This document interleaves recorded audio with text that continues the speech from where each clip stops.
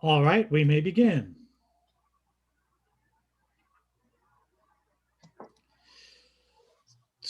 This is the Limba meeting for today, July 16th.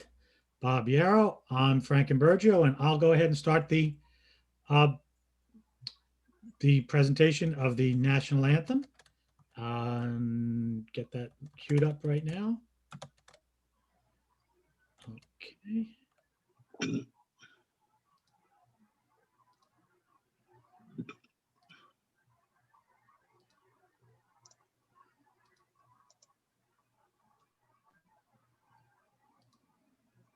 Oh, say. Oh, start again. Here we go. Oh, say, can you see by the dawn's early light what so proudly we hailed at the twilight's last gleaming, whose broad stripes and bright stars through the perilous fight o'er the ramparts we watched were so gallantly streaming, and the rocket's red glare, the bombs bursting in air, gave proof through the night that our flag was still there. Oh, say does that star-spangled banner yet wave o'er the land of the free and the home of the brave. Another excellent choice, Yeah, Frank. isn't that one's really something? I only That looks recently like heard the my term brother's blood hunting. harmony for That the looks like first my time. brother's hunting shack up in Cooperstown. That they did it in front of. Anyway, good morning, everybody. It's great to be here and great to see the people here who are interested in this very important project. I invited my friend many years. We've been known each other a long time, Bob. Yep. Uh, and to speak and talk about a very big idea. I want the president of Limba to speak now about the sponsors that are making all of this possible. Bill? Good. Thank you, Ernie. Thank you, Frank. Good morning, everyone. We would like to recognize our major premium sponsors: Louis Joes, Avalon Aviles, Gershau Recycling, Convanta Energy, and National Grid. These prestigious organizations are committed to the community they serve in many ways, and we appreciate that they are committed to our mission at Limba. We thank them all. Go ahead, Ern. Okay, now Mr. Yarrow is a former president of the Regional Plan of New York. And under his, and I think he was there for about 20 years. Is that correct, Bob? 25, in fact. Actually. And he has overseen some of the most important changes in the New York Regional Plan over that span of period. And he's a man who thinks in very big ideas. So today's idea is very, very big, and I'm so happy to have him. Bob, I think you can start at any moment. Okay, well, thanks, Ernie, for the opportunity to speak to Limba. I think I've done several of these in the past, back in my regional plan days. I retired from RPA back in the end of 2014. When I was there, I was also until last June, I was a professor at the University of Pennsylvania. And in fact, I started a program at Regional Plan called America 2050 that looked at the Northeast Corridor. In 2009, Amtrak came forward with a proposal to spend $150 $100 billion, I believe it was, on upgrades in the Northeast Corridor to produce a 15-minute travel time savings between DC and New York, and 15 minutes more between New York and Boston. And it just struck me that this wasn't much of a value proposition. So I convened a group of engineering professionals, planning professionals, and faculty and students at Penn to develop a high-speed alternative, which we did, which proposed a set of improvements in the corridor that would produce a 90-minute travel time from New York to DC, down from 2 hours and 45 minutes today, and a 100-minute travel time from Boston to New York, down from just under 4 hours today.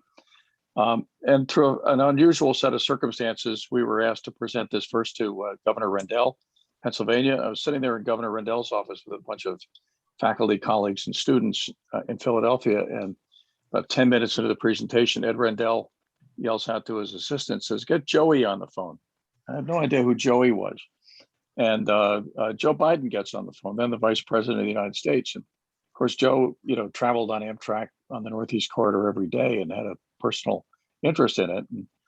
And again, he listens in for about 10 minutes and he says, "This is great. When are you presenting this to me?" And about a month later, we found ourselves in the Roosevelt Room in the West Wing, presenting this to the Vice President, the President of Amtrak, the Federal Railroad Administrator, a number of other high-level officials. 10 minutes into the presentation, the Vice President pounds on the table, says, "God damn it, I've been waiting for this for 30 years. Let's do it." And last week, things take time in Washington. Last week, the Northeast Corridor Commission came out with a revised version of the State of Good Repair Plan for the Northeast Corridor, again proposing $100 billion, getting slightly better, I think 35-minute travel time savings between New York and DC, and something like 30 minutes between New York and Boston. Still not enough. And so several years ago, I focused on the northern end of the corridor. You can't. The reality is that the New Haven line, which is the part of the northern end of the, between New Haven and New York of the Northeast Corridor, is the most congested single rail line, passenger rail line in the country. You can't squeeze high-speed rail service into that. And so we began to look at alternatives back in 2010. And one of the alternatives that worked the best was a route that goes east on Long Island. And let's go to I'm going to duck to my slides and Sure, then I'll put your slide on the screen right now. Good, let's do that. Yeah, Yeah. Hold on one sec. There we go. So let's start with title slide, North Atlantic Rail. If you can pop that up. Yep. Maybe I'll just go with you and let's go to the next slide. Well, this is a close-up in the Boston area. I wonder if these are coming up out of order here. Let's keep going to the next slide. Okay. And one more. I think what we're doing, we're coming at this kind of backwards. Maybe they're exactly backwards. I think so. I think so. I'm not sure. I can go to the end and we can find out. Yeah. Well, it's not very good. Not very clear, is it? Basically, the idea here, the dotted blue line is the proposed high-speed rail line. I'm sorry that the image is not clear. But what this line basically uses existing, either underutilized or abandoned Long Island Railroad lines or LIPA, Long Island Power Authority rights of way to go east from Penn Station under the East River and 2 new tunnels, and then east to Ronkonkoma with several stops on the island, stops at Jamaica, Nassau Hub, 110. That's a little bit better. Let's just use this one. And Ronkonkoma, and then it hops onto the existing LIPA power right of way that goes between the Port Jefferson Power Plant and Ronkonkoma. It's a 250-foot wide power right of way, publicly owned, and with a stop at Stony Brook. And then it ducks into a tunnel under Long Island Sound, a 16-mile long tunnel under the Sound that would be dug by tunnel boring machines to New Haven, and then from there, existing right of way to Hartford, a new right of way between Hartford and Providence in the most lightly populated area of southern New England, and then back into the existing Northeast corridor to Boston, where we have capacity and where it's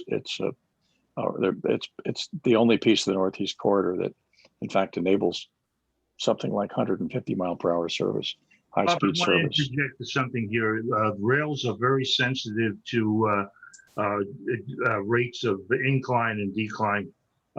Do we have a problem going under the sound that quickly, or is that grade figured into it? It's all been, yeah, we've got some pretty serious engineers who have been working on this, that the portals, for a variety of reasons, would be well away from the sound, that they would be a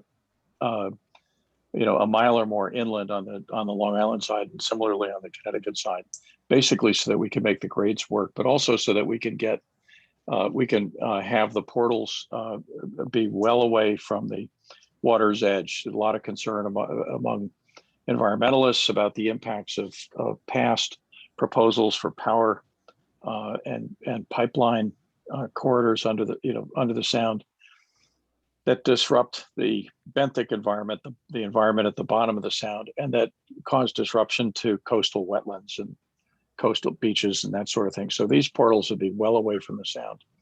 On the Long Island side, it would be within the existing power right of way, south of Port Jefferson Village, and then on the Connecticut side, it would be within the existing Northeast corridor right of way in the Woodmont section of Milford, west of New Haven.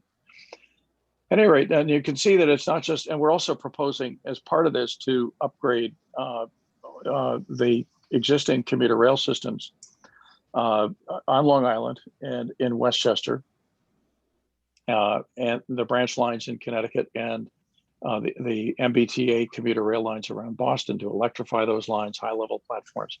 So one of the proposals that is part of North Atlantic Rail would be the extension of the electrified double-tracked Long Island Railroad service from Ronkonkoma to Riverhead, upgrading the electrifying and upgrading the Oyster Bay branch, doing the same thing on the branch lines in Connecticut, and upgrading the existing Amtrak corridor, the Hellgate corridor in Westchester and the Bronx, to provide 4 new stations in the Bronx.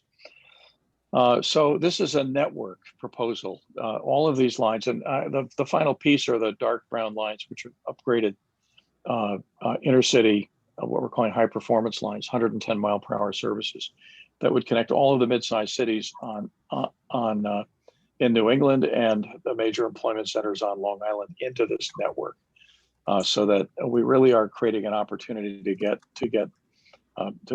people out of their cars, off of the air shuttles between Boston and New York and DC, and get them onto this service. So we get them out of what is now a carbon-intensive and flood-prone coastal corridor along the Connecticut and Rhode Island coast into an inland and carbon-free system. So big climate benefits, big economic development benefits. There are 30 or more mid-sized cities in New England and employment centers on Long Island that would be connected by this system. And we think that this is going to be a game changer for these places. Many of them, and then the old industrial centers in New England that have never fully recovered. And Tucker Yarrow. From the loss of places that have never recovered from the loss of manufacturing in the 1970s and 80s.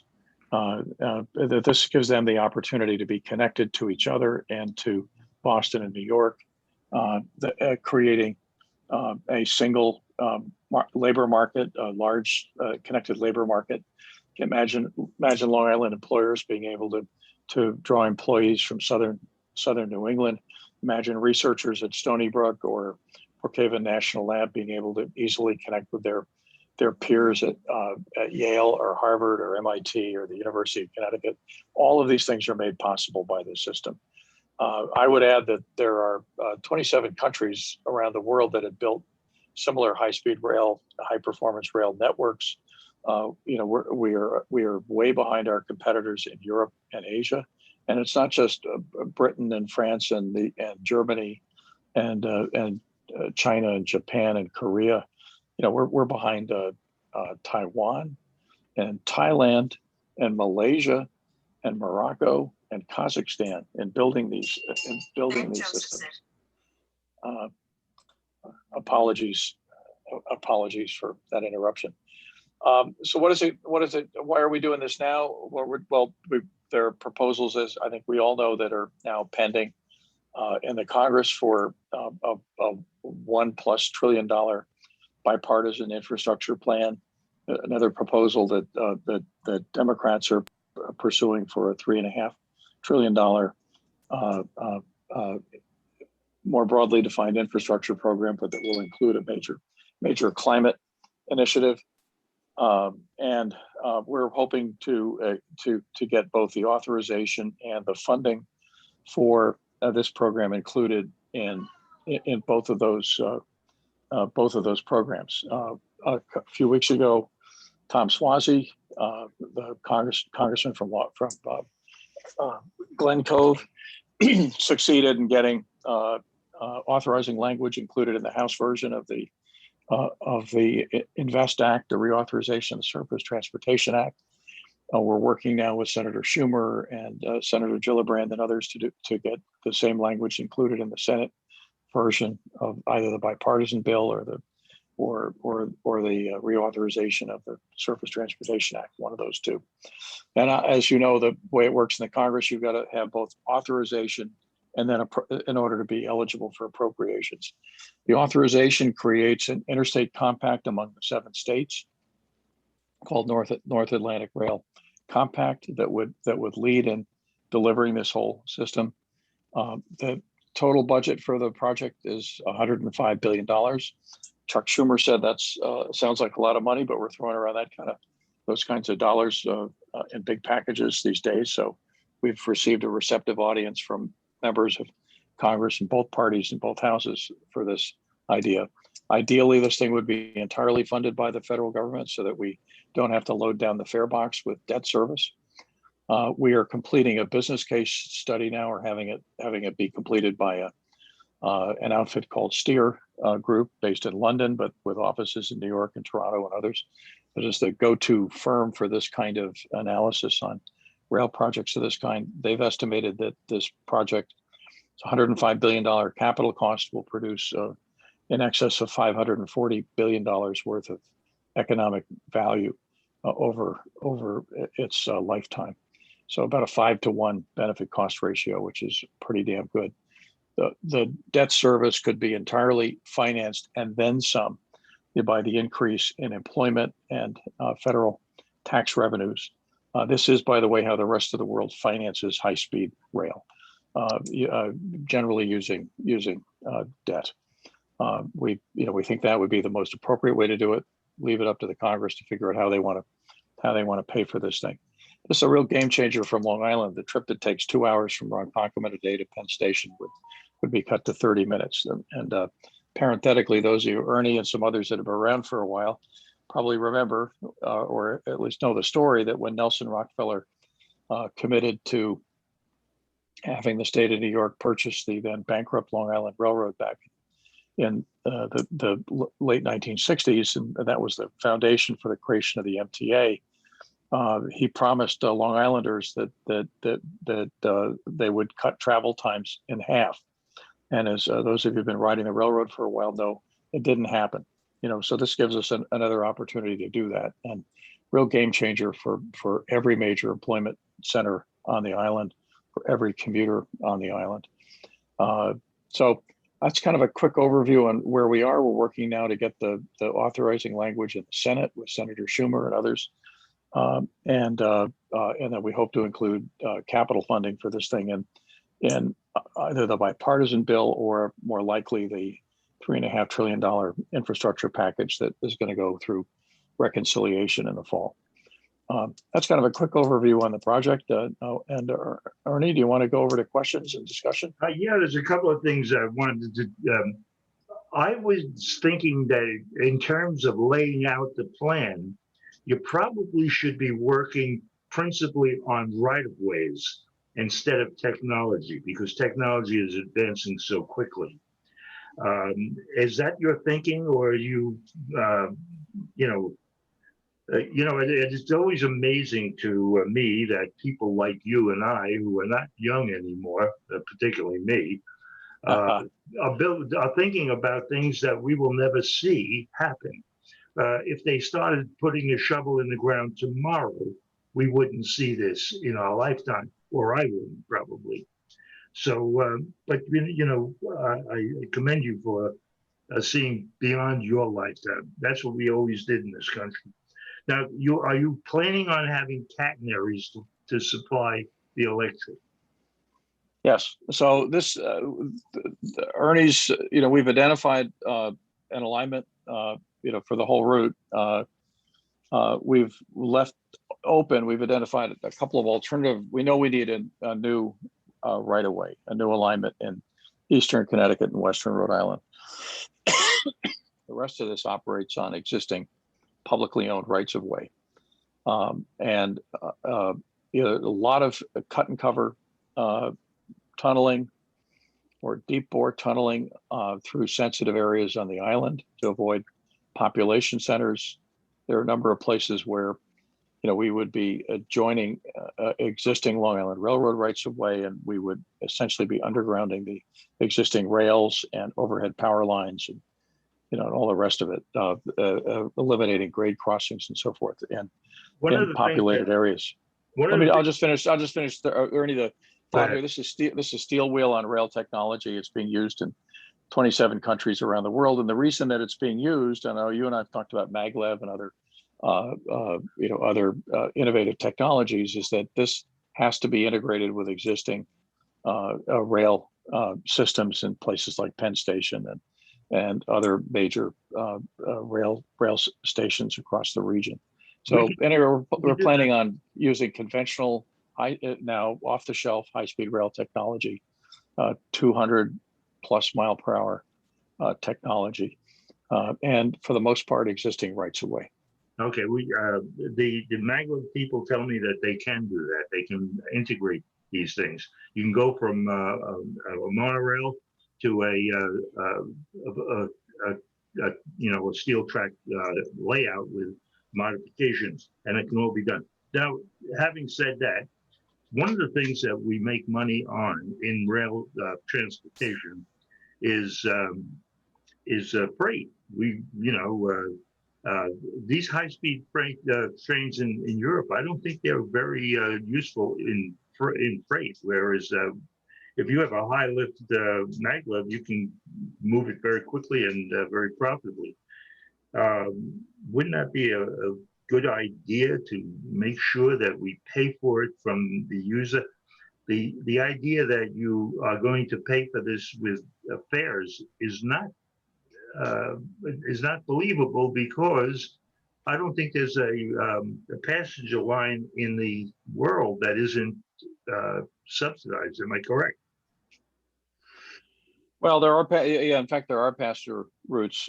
I'm most familiar with the European systems where they run off-peak freight services on Deutsche Bahn, HS1, and others in the UK. So that's possible, and that would be a big plus for Long Island, obviously, if we can get a connection both to New England and at Penn Station that can accommodate some off-peak freight service, late night freight service. That's entirely possible, and that would help obviously with the financing of this thing. Ernie, you and I, we talked for decades now about maglev, and I love the technology, but I'm afraid that if we keep having this conversation, it's kind of a distraction for what we need to do. We need to build something. We can't talk about it anymore. I tell my colleagues, I said, if we could just keep, so the Northeast Corridor Commission came out with a $100 billion proposal for the corridor day before yesterday. And, which basically produces almost no travel time savings. And, if we didn't have a climate crisis or a racial and economic justice crisis or a competition with China crisis, we could just keep talking about this stuff and keep doing the slow stuff that we've been doing. Basically their plan gets us the kind of service, travel times that the Pennsylvania Railroad and the New Haven Railroad had in 1955. It's just not good enough anymore. So we just got to get going on this stuff. At the turn of the 20th century, like early 1900s, we had travel times on Long Island Railroad that were actually just about the same as they are today. Yeah. That's really not acceptable. By the way, we have somebody from the freight company on the screen here, Charles Sample. I don't know. Charles, do you want to make a comment on anything, or you're satisfied with the conversation? Okay. I've allowed you to unmute, Charles, if you'd like. Sure. Do you have a comment on the freight? Yeah, can you hear me? Am I unmuted? Yes, we can. Yes, we can. It is hard enough to run a railroad with freight over the Long Island Railroad today, let alone putting big trains, fast trains, more trains on it. It seems a very, very daunting task, and it's already a daunting task. So I don't see the compatibility, quite honestly. It seems very, very difficult. Thank you, Charles. What about that? Is there a way to make that compatible, Bob? Well, I think so. And again, as I mentioned, other high-speed services around the world operate both passenger and freight on these lines. Obviously, it's a scheduling issue, and I guess Charles, we should talk in some greater detail. Well, you understand that freight rail in the U.S. is run at a whole different scale than freight rail is run anyplace else in the world. I understand that. I'm very familiar with that. Okay. But my understanding about freight rail in Long Island is that we're not running, dozens of freight trains a day on the railroad. We would be using, for the most part, either underutilized passenger lines or and we understand that there are existing freight services, and we're going to have to work with them and around them. I don't see the Ronkonkoma branch or the main line, call it what you like, as an underutilized line. Yeah, well, we're proposing on the line to Ronkonkoma to have 2 additional dedicated high-speed rail tracks that would not conflict with the existing operations, either passenger or freight services. Charles, I'd be happy to get into an offline conversation with you about this. And, Thank you for your comments, Charles. And I'd like you to follow up with Bob when you get an opportunity. Do we have any other Yeah, questions? Bob Barone is waiting to ask a question. Okay. Hi, yes, this is Bob Barone, St. John's University. With the renewed emphasis on transportation infrastructure, it appears that many, many jobs are going to be created. And my question relates to how can the colleges and universities on Long Island support this growth in this project? And what kinds of programs can we provide for our students? It takes a while to gear these things up, and we want to be prepared. And also, who are the leading colleges and universities in the New York metro area that are focused on this?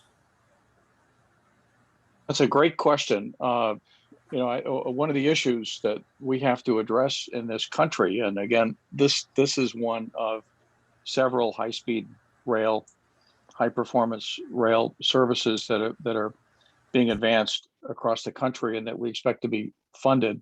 I should say that there is a bipartisan initiative with 80 members of Congress now signed on to include a $200 billion plus, essentially a trust fund for high-speed rail development around the country. Projects in Texas and the Pacific Northwest and California, the Midwest, Southeast, and here. There is a real question about the availability of skilled engineering and design talent to manage these projects. We've been working with a number of the construction unions in New York and New England on proposals for pre-apprenticeship and apprenticeship programs for the people who would actually be doing the building on this thing, managing the equipment and constructing the facility. We simply don't have the workforce now that we're going to need for this thing. We've been following with great interest the approach that the British government has taken in advancing their high-speed rail system. When they started building HS1, the Channel Tunnel Rail Link, at the beginning of the century, they simply didn't have the engineering talent or the construction talent to build that project. And so they set out to create it through partnerships with universities and partnerships with labor unions to create academies to get people the skills that are going to be needed. And several big multi-billion-dollar projects later, the UK now has the domestic, skills, both on the engineering and design side and on the construction side to build out projects like HS2, the new high-speed rail link between London and Manchester, HS3, the Northern Powerhouse Rail that runs east-west across the country in the north of England. That's what we need to set out to do here.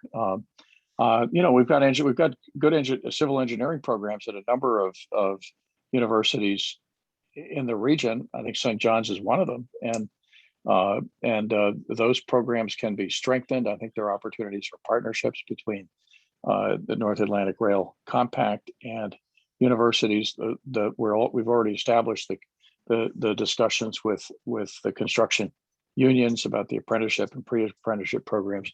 I think a comparable set of relationships on the university side would make a lot of sense. Can you suggest any organizations to contact for universities and colleges to contact to, Well, it's a little, direction? I would say stay in touch with us. You could stay in touch with me. Let's see how we do with the Congress and getting the compact established, and moving ahead. I should have said we've given ourselves 20 years to build this thing out. There are pieces of it that, particularly some of the pieces on Long Island, the electrification of the main line to Riverhead, for example, that can go ahead much sooner. There've already been some engineering and design and permitting done. So some of these projects will get underway within 18 months. The high-speed line is going to take longer, but we've given ourselves 20 years. I hope that we can do it in a lot less than that. So I think once we get going on this thing, it's going to move fairly quickly, but we got to get the compact set up, and then, there will be opportunities for these discussions. Bob, I wanted to ask question. you about the political environment in all of the localities that you're looking at on your map. Do you have a lot of support? Or is it something you're building? Well, we're building up. I should have mentioned at the outset that Steve Bellone is the co-chair of North Atlantic Rail Alliance, my nonprofit civic group. Steve and Laura Curran's been a part of these discussions. I think they're both very supportive of this proposal. And Steve has begun the process of reaching out to supervisors and others on the island to build support for it. So we have a question from Patrick O'Hara. He's asked me to read it because he's having microphone issues. Could you talk more about the proposed alignment through Long Island? How we're going to get through denser portions of Queens and Nassau? Where will it be tunneled or sharing with the LIRR, etc.? Well, it's a whole. I need a couple of hours to give you the rundown, and what our chief engineer has put together I keep getting distracted here. Our chief engineer has put together a kind of video tour of the proposed alignment. It, as I mentioned, it utilizes underutilized and abandoned publicly owned rights of way, both power rights of way and Long Island Railroad rights of way. Are you able to send that presentation to Frank so that we could put it on our website? I don't think so because it is immense. I don't think it's a, you know, it's a, you know, it's quite an involved deal. I'm trying to think how best we can present it to you. And by the way, so this is going to be refined. It'll go through, you know, an engineering and environmental review process and community discussions to refine it. You know, we know from experience, you know, on the island, and Ernie, you may recall that I, you know, put together the early proposals for East Side Access and for the third track and other projects that, you know, that it's a minefield of the island is, you know, kind of the NIMBY capital of the world. And, you know, for good reason. We got densely populated neighborhoods and people are always worried about impacts that any construction project is likely to have on them. So we're proposing to do extensive cut and cover tunneling, or in some cases, deep tunneling using tunnel boring machines to get under populated areas or to avoid impacts on populated areas. Tunneling has really advanced since the time I was in London when they were proposing all of these things, hasn't it? It's a different world. Well, you could almost go to Home Depot and pick up your very own tunnel boring machine. I mean, it's basically, this is standard operating procedure. You know, when I tell people that we're proposing to build a 16-mile long tunnel, I said, "Oh my God, how do we do that?" And the answer is that this is off-the-shelf technology. It's been kicking around since the Channel Tunnel almost 40 years ago. We've identified 37 other rail tunneling projects that are longer than the one that we're proposing that have been built in Europe and Asia in the last 20 years alone. So, you know, this is pretty much standard operating procedure. We used it. We used these tunnel boring machines on the number 7 subway extension on the west side of Manhattan, on sections of Second Avenue and others, East Side and so forth. You have any questions from the audience, Frank? Yeah, Peter Gollin, I've asked you to unmute if you could ask your question about Penn Station. Sure, thank you. I'm puzzled by the, actually 2 questions. How do you integrate the freight with passengers on Long Island, with trains on Long Island? We don't need more freight access at high speed. What we need is freight access to Long Island on a multi-mode and get them off the LIE. But you're going to have problems getting the transfer stations built here with NIMBYism. Similarly, the East Coast Regional doesn't need high-speed freight. It just needs more freight capacity. Get the passengers off the existing lines onto high speed, and then you'll have the capacity. No need to have high-speed freight. Yeah. Well, I didn't say high-speed freight. I said accommodate off-peak freight services when there's going to be room in the schedule to do so. Yeah, I'm not sure. You know, a lot of the freight, these are bulk cargoes. They don't need to be moved at high speeds. I agree with you completely. We have Kevin Himes asking a question. Kevin, I've allowed you to unmute. Great, thank you. Great. Good morning, and thank you for this great presentation. My name is Kevin Himes. I'm president of the Ronkonkoma Chamber of Commerce. I'd like to know where you would have the space for the 2 additional tracks on the Ronkonkoma line. Yeah, on the south side of the existing alignment, there's room within the existing right of way. There's an adjoining road and so forth. Some of it would be on viaduct, some of it would be at grade. You know, we've identified a sufficiently wide right of way to do that. It is sufficiently wide. I didn't believe that they could physically put 2 additional tracks in there. Yeah, well, both within the right of way and then in the adjoining public right of way, roadway right of way. You know that the road would have to be realigned a bit, but within that right of way, we can squeeze it in. Oh, okay. Thank you. Yeah, this is a big game changer for Ronkonkoma, obviously, if we can pull this off. It would be, yes. Yeah. Another question from George Hoffman, if you can unmute, George. I think Charlie Bartha had a question too. Did you? Well, let's give George a moment to respond. I think he just did unmute. Is he? Maybe not. Okay. Charles Bartha, I'm allowing you to unmute right now. He says he didn't have a question. Thank Oh, you. I don't have a question, but it certainly is a game changer project and love to see it go forward. Thank you, Charlie. Appreciate that comment. Josh Levin, you had a number of comments in the chat here, and none that I can phrase as a question. Perhaps you'd like, though, to, I've asked you to unmute if you'd like to interject. Okay, I'm associated with maglev, Danby Powell maglev.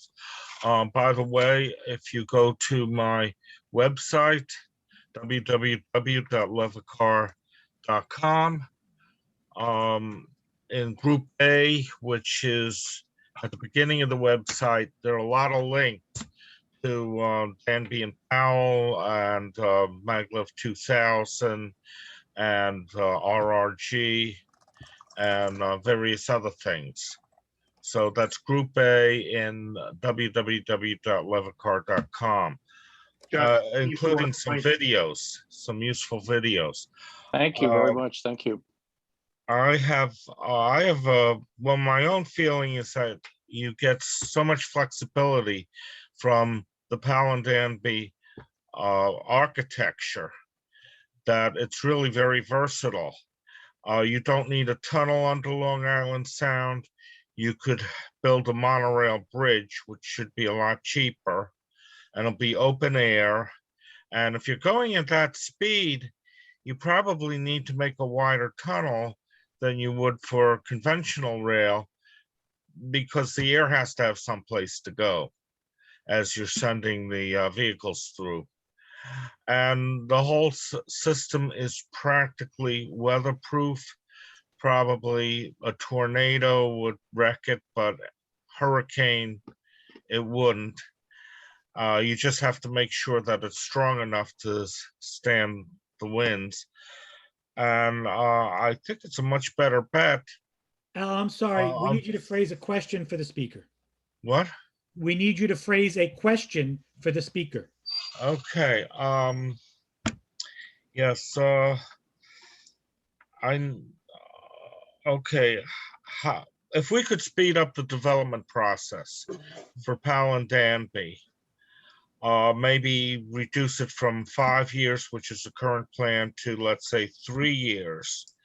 Can we then make up for the lost time later on in developing the actual physical network? Also, you'd be saving a lot of money. All right, let Bob respond to that.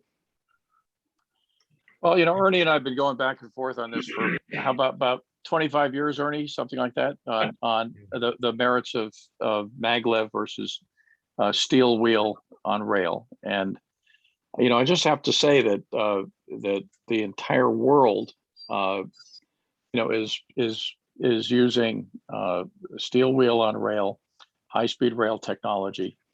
And I think the reason is that it's much more easily integrated into existing rail networks, that when you get into Penn Station or any of the other major transportation hubs, you've got to be able to run this thing on conventional rail. Ernie tells me that that's Powell possible. and Danby maglev can be run over conventional rail. It's a system called MERRI, MERRI. Maglev emplacement over railroad infrastructure, I believe is what it stands for. And you can put these rather cheap plates over the cross ties. And because there's a 4-inch gap of the maglev, that means that the bottoms of the vehicles will be above the tops of the conventional rails. Yeah. So for your last mile, you can go right into Penn Station.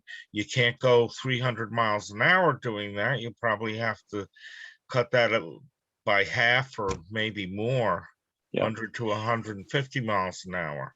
Okay. We're going to move ahead to Al Vitter's question. But on the maglev thing, if I understand, we saw a maglev presentation several months ago. In theory, in 20 years, with this rail infrastructure having been created, then maglev could again be retrofitted to use the system that we're talking about today, right? Yes, it could, Frank, actually. So it's not an either and that's or. why I'm not going to press this too far today. Right. I know I have an open ear with Bob Yarrow. He's, very adaptable to what he knows at the current day. So let's let that rest for a while. Yeah. And Al Yeah, Vitters has good. a different question. Yeah, great presentation. Thanks for being here. My question is, what assumptions are you making about how people are going to work in offices or by Zoom, particularly in 20 years? It seems like COVID has introduced this idea that people can in fact collaborate with technology and don't need to be traveling by any vehicle to coordinate with people in offices. Well, we're looking closely at that, and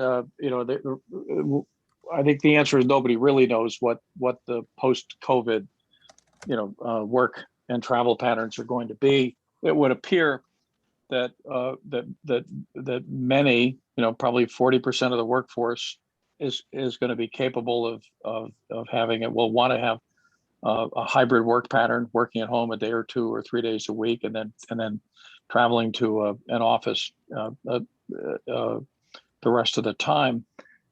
We also are seeing at least what appears to be the emergence of a longer distance commutes, people moving farther out in order to get more space and better schools and all the other things that go with it. And so we think that this network actually supports that emerging travel pattern of people who might want to commute a day or 2 a week into an office in Midtown Manhattan, let's say, but live on the island, live farther out on the island, live in someplace in New England. This dramatically expands the commuter shed on the island to encompass, basically, Riverhead and west, and then up into southern New England for people who are commuting into Manhattan. So, we're watching those trends very carefully. We think that this actually enables the emerging hybrid travel and work from home patterns to occur. So we have a question from Michelle, and she'd like me to read it. You mentioned that the U.S. is far behind other countries in infrastructure, high rail projects, but can you elaborate as to why that's happened? Well, it's interesting. Senator Claiborne Pell proposed that the Northeast corridor between Boston and DC, this is in the early 1960s, he proposed that it would be the first high-speed rail corridor in the world. And, and they made some modest progress. I mean, at that point, the Pennsylvania Railroad, the New York Central, then merged Penn Central, went bankrupt. The Congress could never agree on an approach to doing it. There were modest improvements made in the corridor and so forth. So we've been thinking about this for a very long time. We were there first, we didn't act on it. And the Japanese, of course, built the first high-speed rail line, the Shinkansen, for the '64 Olympics. And the rest of the world has jumped on this bandwagon,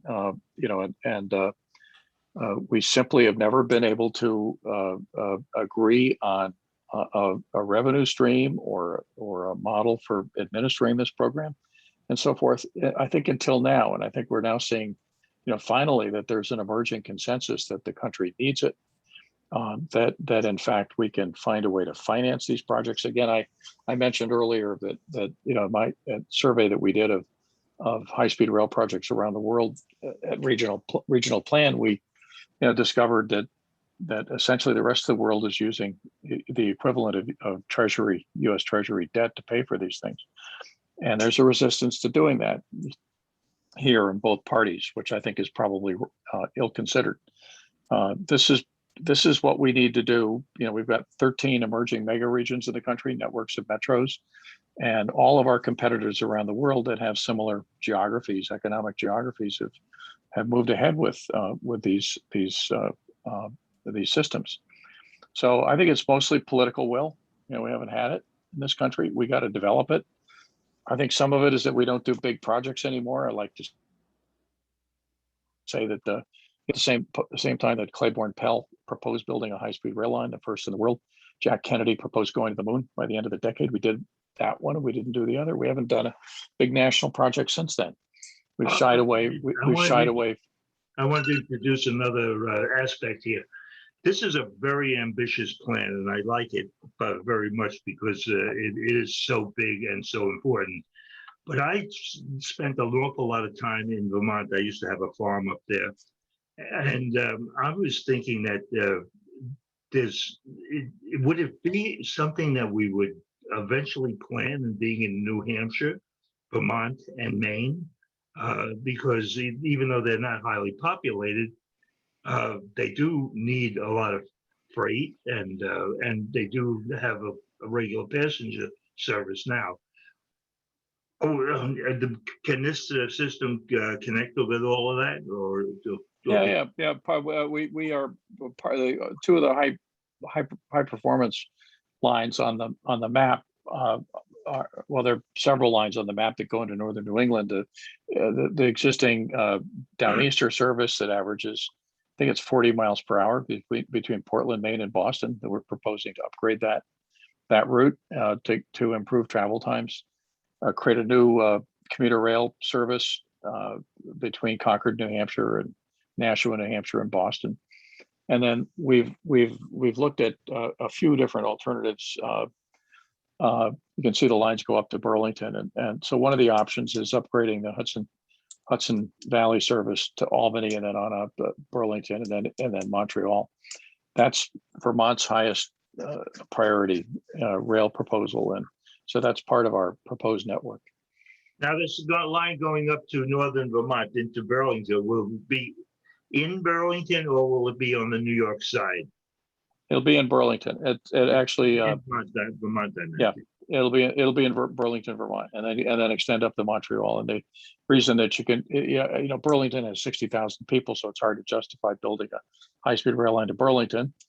Bernie Sanders notwithstanding, but if it connects to Montreal with a metropolitan area of 4 million people and a lot of activity, that makes sense. Yeah. So Bob Barone has another question, and we have time. So please take the floor, Bob. Okay, well, I actually have two questions, Yep. but I'll start with one and see if we have time for the other. One is on the security. With all the what's going on in the world today with cybersecurity and the problems and issues that we're confronted with, is there a parallel study that's going on how we would protect this entire system? There is not, but I just, look, we're going to go into a few years of program development here, and I suspect that'll be one of the issues that we'll be looking at to make sure that this is secure as it can possibly be. What was your other question, Bob? Okay, the second question was relative to ports. I didn't hear anything as far as the connections to various ports. We're a shrinking world. Other countries, I think you said 27 countries, have high-speed rails that are more advanced than ours. And if we were to build ours here, we would probably have to connect with ports for overseas shipping to get the freight and connect to others. So it'd have to be, I guess, some common designs, and we have to be working internationally. Is there anything going on as far as identifying the ports we will ship from and the commonalities that might have to be developed with other countries? Well, this is a passenger rail network, and so you do want to see it connecting to airports.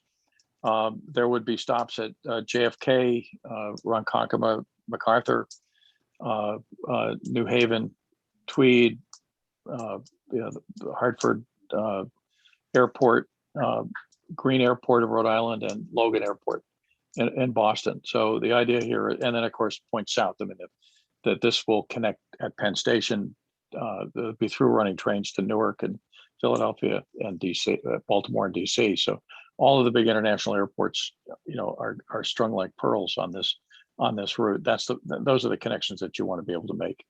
So, for example, Long Islanders, would, essentially the current choice is, well, if you want to do an international flight, you're probably going to JFK because Newark is impossible to get to, and Logan is the other side of the moon, for Long Island. It's a day trip just to drive around or somehow get around to Logan. In the future, Long Islanders will have to look at schedules that say, well, maybe I'd fly out of Logan because it'll be an hour and a half away to Logan Airport. And Newark Airport will be again a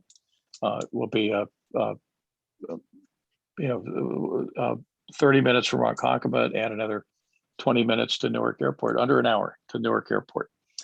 Philadelphia Airport would be another hour beyond that. So a whole bunch of opportunities open up for travelers, both domestic and international. How about shipping?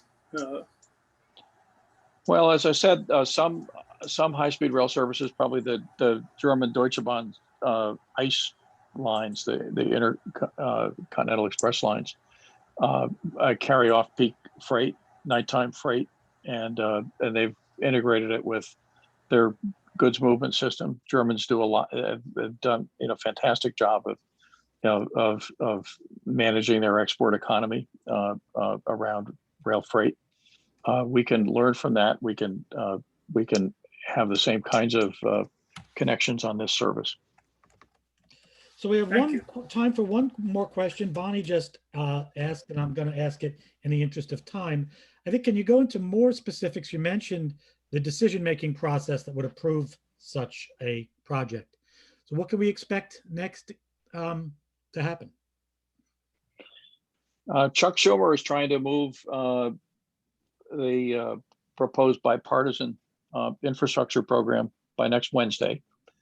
We're hoping to have language included in that would authorize this project on the Senate side. At which point, this, the creation of this network would be Doug Magara. would be authorized. The creation of the system would be authorized in both houses, and then the possibility that we're pursuing is having funding included for this thing, either kind of a large earmark for this project or as part of a national high-speed rail title that would be included in the $3.5 trillion infrastructure and climate program that's being advanced by the Democrats in the fall. If it happens, that would authorize and fund the creation of Interstate Compact to take this thing on, and the creation of a North Atlantic Rail Compact, a new organization that would be empowered to design and build and operate this system. The next step would be for the states. I think the way the legislation works now, as soon as 2 of the 7 states ratify the compact goes into existence and start doing its job.